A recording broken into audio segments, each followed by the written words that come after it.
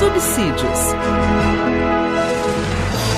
Lições Bíblicas Adultos. Deus, eu quero complementar a todos com a paz do Senhor Jesus. Você está no canal Rascunho DVD e nesse programa, nesse maravilhoso dia, estaremos comentando a lição de número 5, lição da classe dos adultos. Nós toda semana colocamos aqui 2 vídeos, um dos adultos, da classe dos adultos, e outro da classe dos jovens. Nós estamos estudando esse trimestre, o primeiro trimestre, já estamos aí na 5ª lição, né?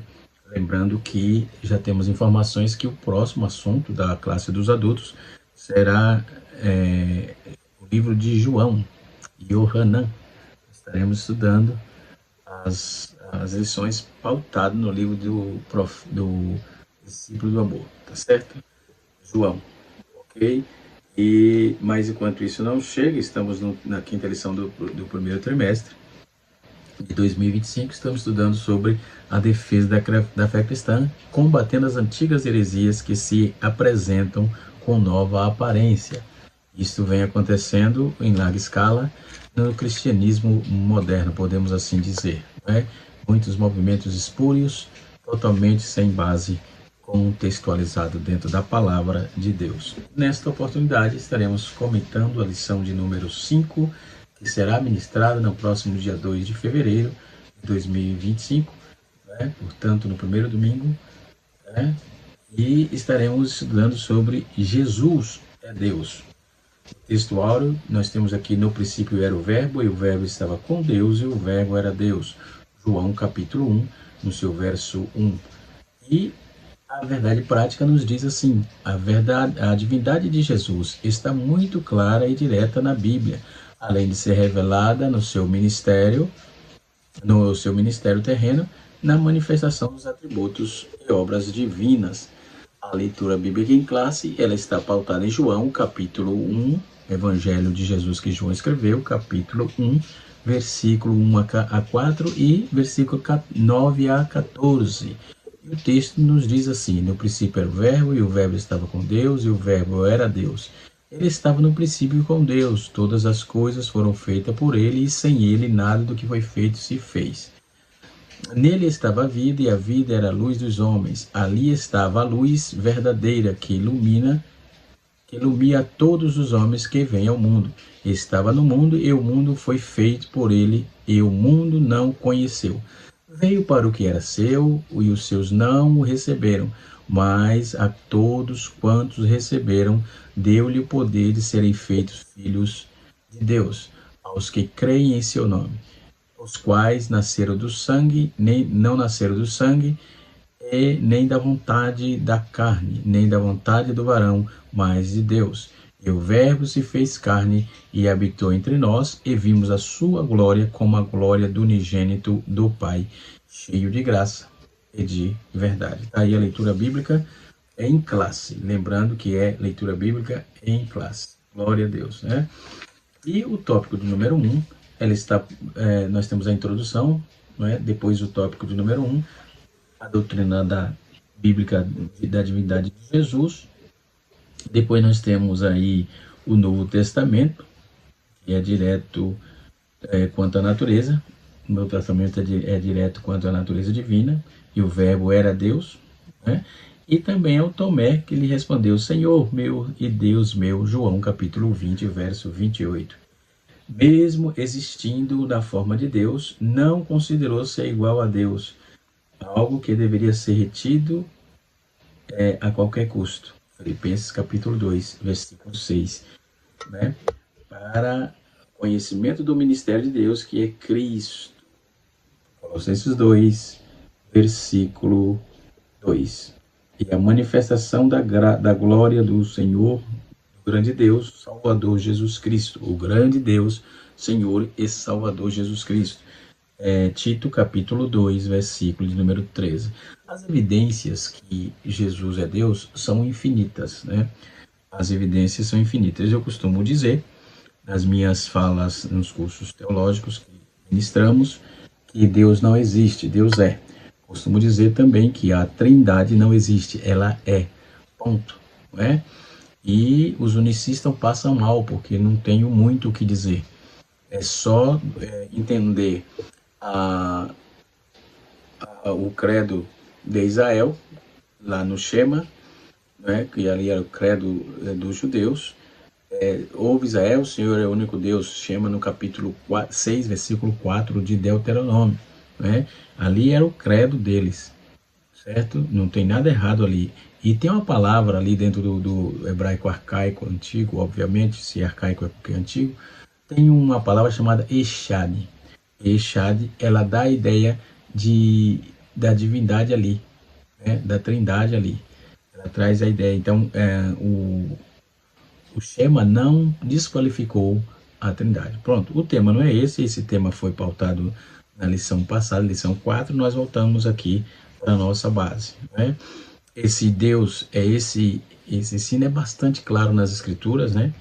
Tanto no Novo Testamento, a divindade de Cristo é um ponto fundamental da fé cristã. Qualquer que negue essa verdade, ainda que se rotule de um cristão, de fato não é. E a Bíblia afirma que ele é Deus. Do começo ao fim, as Escrituras afirmam de forma categórica, de forma explícita, que Jesus é Deus. Uma das passagens mais conhecidas é o profeta Isaías, quando disse o nascimento miraculoso de Jesus, informando seu nome, que seria Emanuel, simplesmente Deus conosco. Isaías, no seu capítulo 7, no seu verso de número 14. O salmista Davi também foi outro que escreveu sobre a plena divindade de Cristo. Salmo 110 é um exemplo direto acerca disso, onde lemos que o reino e sacerdócio do Messias, sobre o reino e sacerdócio do Messias, esse salmo inclusive também traz um diálogo entre o Deus Trino. Disse o Senhor ao meu Senhor, assenta à minha direita, até que ponha os teus inimigos por escabro dos seus pés. Salmo 110, verso 1. No texto original, literalmente, vamos ler a palavra Yahvé, né? Disse ao meu Adonai. Esse Yahvé é o nome próprio de Deus. No Antigo Testamento, Adonai é utilizado para se referir à supremacia e à grandiosidade de Deus. Né? Com o tempo, o nome de Deus foi considerado pelos judeus como impronunciável. Adonai passou a ser o título mais usual, né? Para se referir ao atributo, o título Adonai, Messias. Davi está declarando de forma explícita a divindade de Jesus. Né? O próprio Jesus ensinou no templo e utilizou o mesmo salmo para se referir à sua identidade. Vamos ver isso em Marcos capítulo 12, no seu verso 37. Né? E ainda nesse salmo, lemos que a seguinte proclamação: Tu és o sacerdote para sempre, segundo a ordem de Melquisedeque. Né? Salmo 110, verso 4.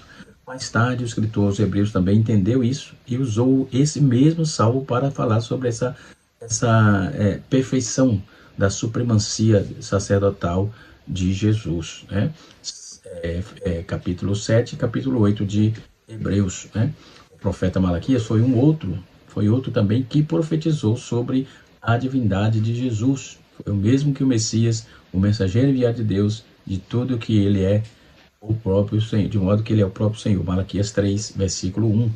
Aí nós temos Marcos capítulo 1, versículo 2 e coaduna com Lucas capítulo de número 1, versículo 76.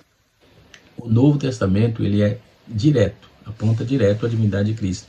As primeiras palavras do Evangelho de João declara isso: no princípio era o Verbo, e o Verbo estava com Deus, e o Verbo era Deus. Aqui vale dizer que o grande propósito do Evangelho de João era afirmar a plena divindade e humanidade de Jesus, que estava sendo atacada por falsos mestres, né, no século I, no final do século I para o século II. Né?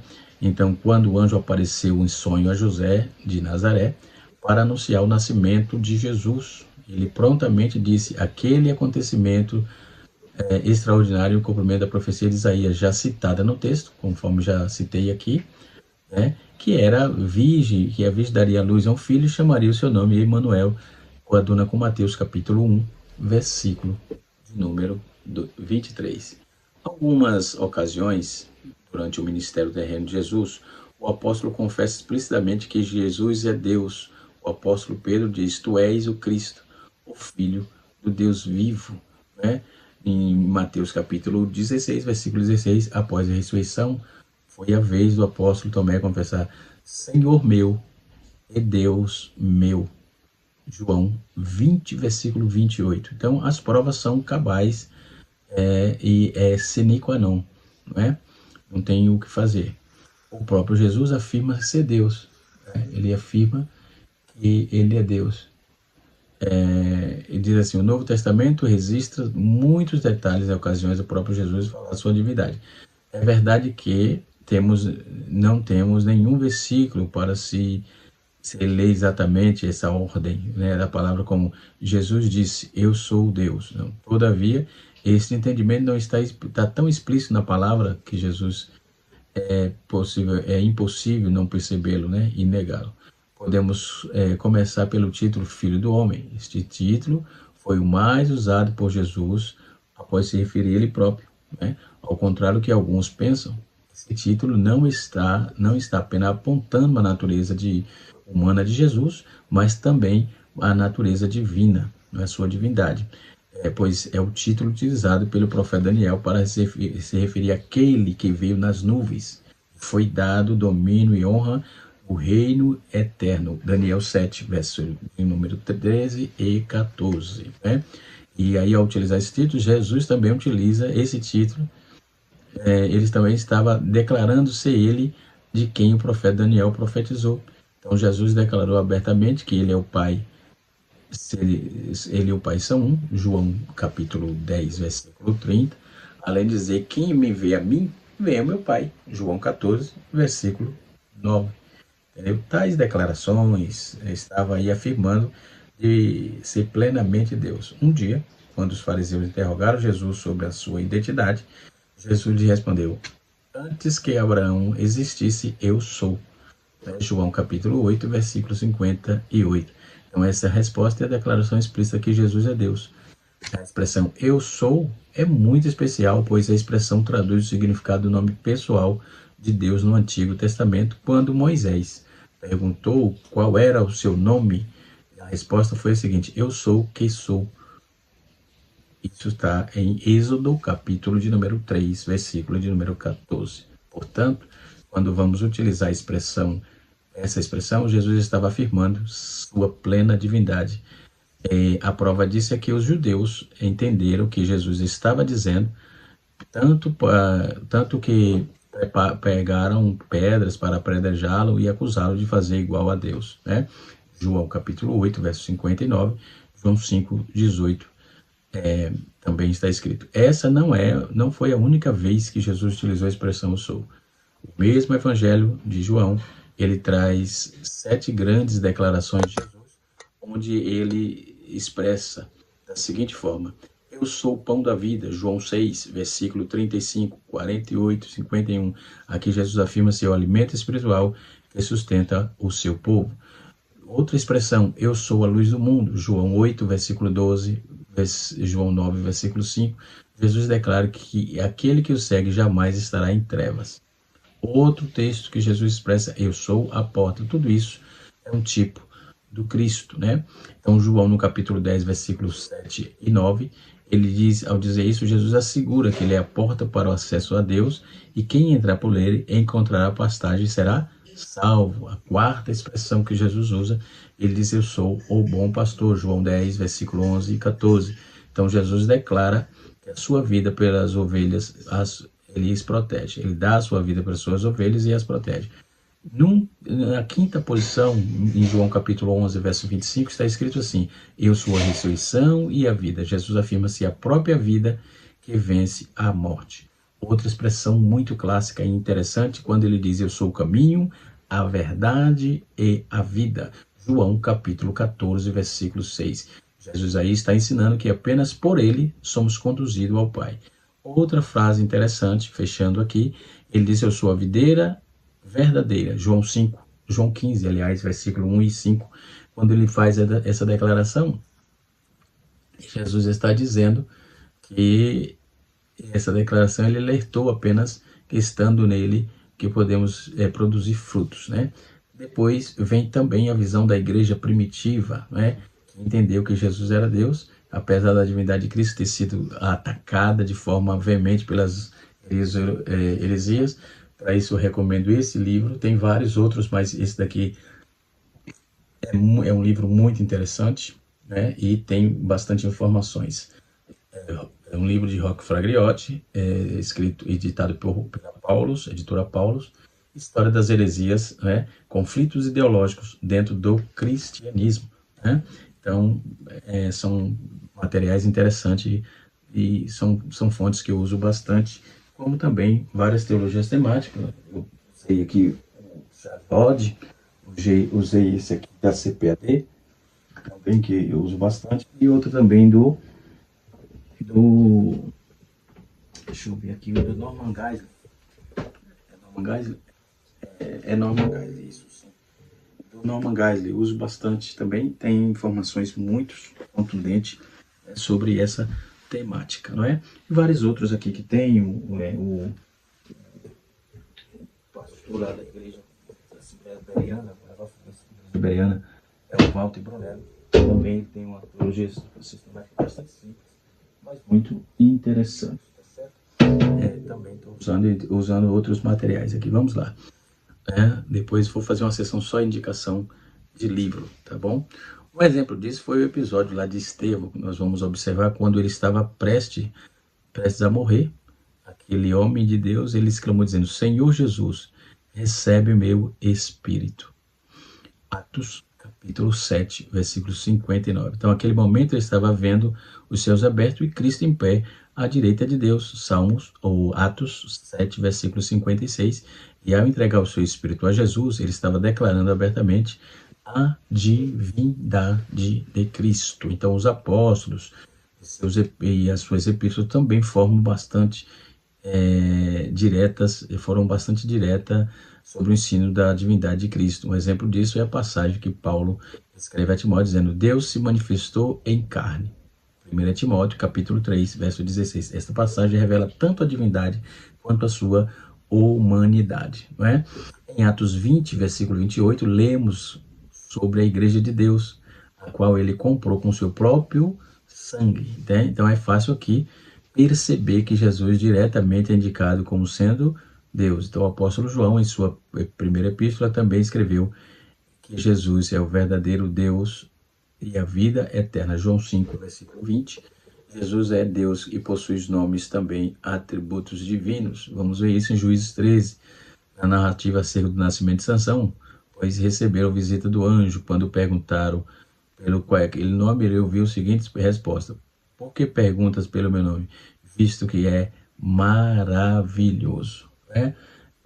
Juízes 3, versículo 18. Então, após ter escutado essa resposta, o anjo do Senhor foi embora. Manoá, pai de Sansão, declarou: certamente morreremos quando temos visto a Deus. Capítulo 13, versículo 28 de Juízes ainda. Então vamos perceber e entender que, apesar de ter recebido a visita do próprio Deus, muito tempo depois, numa profecia mais conhecida do profeta Isaías, encontramos essa relação do Messias, o maravilhoso, conselheiro, Deus forte e Pai da eternidade e Príncipe da paz. Isaías 9, versículo 6. Aí essa combinação dessas duas passagens é uma declaração inegável de que Jesus é Deus. Então existem várias outras passagens que Jesus é chamado por nomes e títulos que revelam também os seus atributos divinos, né? Então o profeta Jeremias também se refere ao nome do Messias como sendo o Senhor, justiça nossa, né? Jeremias 23, versículo 6, é a palavra Senhor aí traduzida no original, o nome próprio de Deus. Então transliterado no português como Yahvé, ou Javé, quando vimos que Davi, no Salmo 110, clamou o Messias como de Adonai, chamou o Messias de Adonai. Também vemos Salmos 24, considerado um salmo messiânico, e celebra a exaltação do Messias. Mesmo o salmista, ele atribui a ele o nome do Senhor dos Exércitos, aquele que é o próprio Rei da Glória.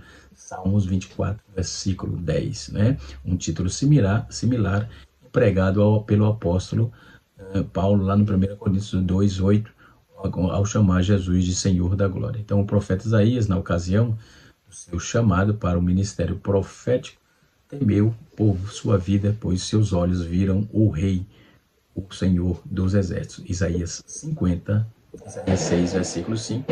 No Novo Testamento somos informados que essa ocasião o profeta viu Jesus, né, o Filho de Deus, e o profeta Miqueias, profetizando acerca do nascimento do Messias, não apenas profetizou acerca da sua divindade, como aponta claramente a sua eternidade. Capítulo 5, versículo 2 do profeta Miqueias, profeta menores, né? No Novo Testamento, vamos ver, Jesus também é designado como Alfa e Ômega, né? O título atribuído igualmente a Deus, ou Pai. Apocalipse 22, versículo 13, e Apocalipse 1, 8, que coaduna com Isaías 44, versículo de número 6.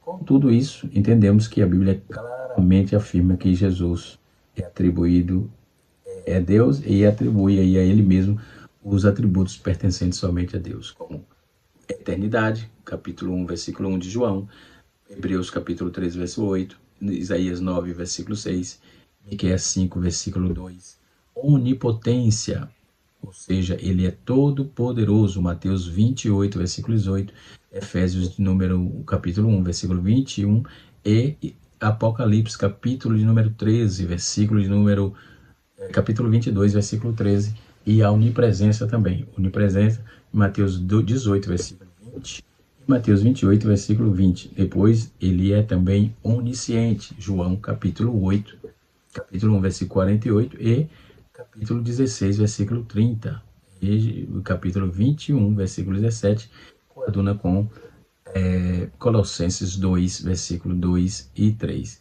E a imutabilidade de Cristo também, vamos ver isso em Hebreus capítulo 1, versículo número 11 e 12, e assim sucessivamente, né? Jesus é Deus e faz coisas que só Deus pode fazer. Outra prova indiscutível que Jesus Cristo é Deus são as obras atribuídas a Ele. Por exemplo, Jesus é o Deus porque Ele é o Criador e sustentador de todas as coisas. Colossenses 1, versículo 16 e 17. E sem Ele, nada do que foi feito se fez, porque Ele é Deus e pode salvar ou condenar e revelar e esconder a salvação aos homens, né? E Mateus 11, versículo 26 e 27, João 5, versículo 21. Jesus é Deus porque Ele é aquele que ouve e responde às orações do seu povo, porque o Pai seja glorificado. João capítulo 14, verso 13, e 2 Coríntios 12, versículo 8 e 9. Jesus é Deus, Ele tem poder de perdoar os pecados. Jesus é Deus porque por isso deve crer que nele assim cremos no Pai. Jesus é Deus e possui poder para julgar todas as coisas. Jesus é Deus, por isso Ele é digno de receber toda a adoração, assim como o Pai e o Espírito Santo, né? O ministério, depois nós temos aí o ministério terreno. Durante seu ministério ele frequentemente foi adorado, certo? Então, está aqui os textos mais claro do que a luz do sol, né? E assim sucessivamente seus atributos absolutos, que está pautado aqui na lição. No tópico de número 2, nós vamos ver a heresia que nega a divindade de Jesus. Primeiro, essa heresia é o arianismo. O Ario foi um presbítero, né, daquela igreja do Novo Testamento, e negaram aí a divindade de Cristo, e foram os ebionitas, seguindo aí pelo monarquianismo, ou monarquianista, né, dinâmicos, chamado. Mas a heresia principal, que abalou os fundamentos da igreja, foi o arianismo. O termo arianismo vem de Ario, um expoente dessa doutrina em Alexandria, a partir do ano 318. Ele negava a divindade de Cristo e considerava como um Deus da segunda categoria. Ario rejeitava a trindade do Verbo, a eternidade do Verbo, embora defendesse a sua existência antes da encarnação. Recusava que ele é eterno com o Pai, insistindo aí na tese de que o Verbo foi criado como a primeira criatura. A palavra ordem de Ari, os arianistas, era: houve tempo que o Verbo não existia. Então isso aí é uma heresia condenada de forma veemente pela patrística, pelos pais da igreja, não é? Suas explicações, Ario e seus seguidores, ele pensavam as escrituras, né, aqui e acolá, em busca de de algumas personagens bíblicas para dar sustentação às suas crenças. Surge também alguma delas mais emblemáticas, como o Senhor me criou no princípio dos seus caminhos, em Provérbios capítulo 8, versículo 22, na Septuaginta, qual a imagem do Deus invisível, primogênito da criação, em Colossenses capítulo 1, versículo 15, houve também em que o Filho não existia. Outra passagem favorita era a vida eterna é esta, que esteja a ti como o único Deus verdadeiro e a Jesus Cristo a quem enviaste. Né? Isto ignorava o pensamento bíblico que defende a eternidade e a deidade de Cristo, conforme João capítulo 1, versículo 1 a 3. Né? Como solucionar, então, essa controvérsia? Né?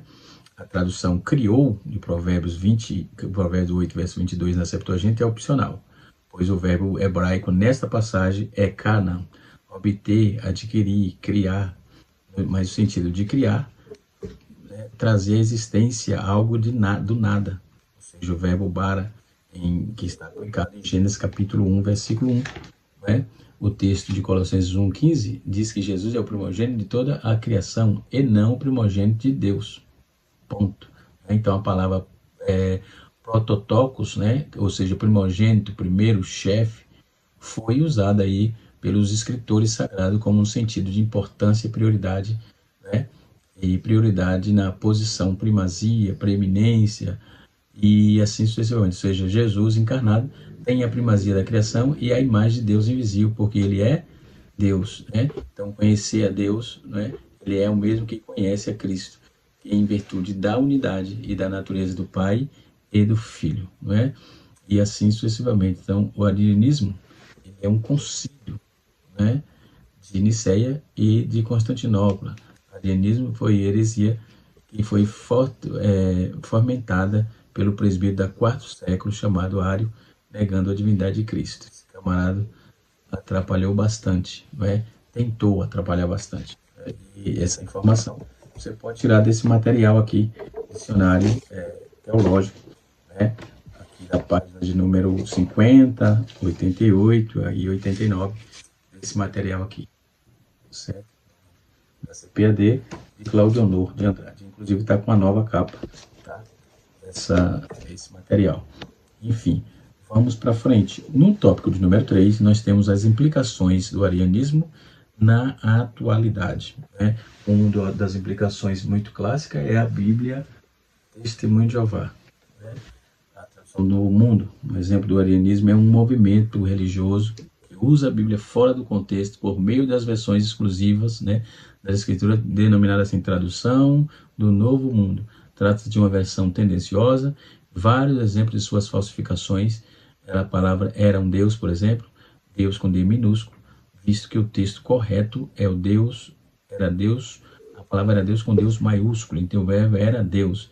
O texto sagrado declara que Deus, grande Deus, nosso Jesus Cristo, né? Nosso Deus e Salvador Jesus Cristo. Então essas passagens foram textualmente que Jesus é Deus. Entretanto, a tradução do mundo diz que do grande Deus, do nosso Deus, Salvador Jesus Cristo, do nosso Senhor, Salvador Jesus Cristo, mudaram aí o texto sagrado, acrescentando o nosso, onde não existe o texto grego, para desvincular a divindade de Jesus. Então esse é um movimento perigoso, nocivo, problemático, que não merece nenhum crédito, porque são unicistas e deturpadores da palavra de Deus, né? E assim sucessivamente. Falo isso dentro do quesito da palavra de Deus. Eu estou aqui trabalhando dentro da proposta da palavra de Deus, dos textos que já citei, das informações, das provas contidas na Bíblia Sagrada e no meio dos profetas, dos discípulos e assim dos apóstolos, ou melhor. Né? Então, os movimentos orientais, por exemplo, nenhum deles reconhece a divindade de Jesus. Para os panteístas, monistas, não existe divindade nem Jesus. O movimento de Hare Krishna, por exemplo, nega a divindade de Jesus e nem acredita que seja o Salvador, pois vê Jesus como um mero guia espiritual e uma das inúmeras encarnações de Krishna. Né? Então, esses grupos realmente fora de qualquer cogitação. Outros grupos, como Jesus do Alcorão, é um mero mensageiro, não é reconhecido como Deus, não é? como também Filho de Deus, como não é conhecido como Salvador, e nem morreu e nem ressuscitou. Então, as religiões encarnacionistas é um problema. Um livro também que eu indico para essa questão é esse, muito bom, e esse aqui, Religiões Seculares, de Josh McDowell e Don Stewart, certo? Interessante para essa temática. Glória a Deus. Que Deus em Cristo nos abençoe, nos ajude, mas vamos prosseguir terminando aqui, finalizando nosso assunto. Para concluir, nós vamos enfatizar que a Bíblia afirma de forma clara e direta e incontestável que Jesus é Deus, e esta afirmação é tão explícita que realmente o dilema popularizado pelo filósofo cristão chamado C.S. Lewis, ele faz um sentido, todo sentido, e diz, ao dizer que Jesus é um mentiroso, ou um lunático, ou realmente ele é Deus. Sobre isso, prefiro ficar com a resposta do apóstolo Paulo, porque nele habita corporalmente toda a plenitude da divindade. Capítulo 2, versículo 9 de Colossenses. Né? Sim, Jesus é Deus, as provas são incontestáveis, mas porque nem todos acreditam? Simples assim, porque aceitar a Cristo como a divindade de Cristo, reconhecer o verdadeiro Deus, enfim. Então, toda essa questão, ela está ligada ao que nós vamos ver aqui, porque essa questão das provas, mais de fé, da nossa fé, homem nenhum de si mesmo jamais poderá produzir. João 6, versículo 44. Certo?